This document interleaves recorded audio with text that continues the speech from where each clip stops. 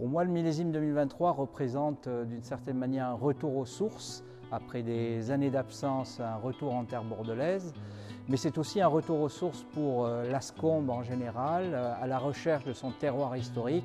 C'est ça qui nous a guidés dans notre démarche sur le millésime 2023. Les vendanges nous ont pris un peu par surprise. Elles ont démarré tôt, le 7 septembre, plus tôt qu'on aurait prévu. Mais ensuite, elles se sont très longuement étalées sur quasiment 5 semaines. Elles n'ont fini en fait que le 9 octobre et nous ont laissé vraiment beaucoup de temps pour aller chercher la maturité parfaite de chaque parcelle et vraiment travailler de façon la plus différenciée possible.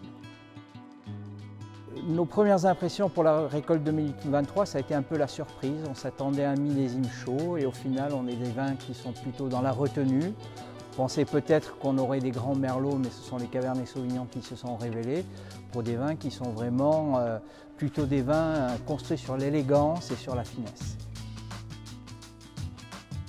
Pendant les vinifications, nous avons travaillé de façon assez simple, je dois dire, vraiment dans le respect du fruit, des extractions douces, des températures pas trop élevées, des durées de cuvaison surtout qui ont vraiment été adaptées en fonction de la parcelle, qui sont allées de 2 semaines parfois jusqu'à 4 semaines, vraiment à décider en fonction des dégustations et de nos sensations.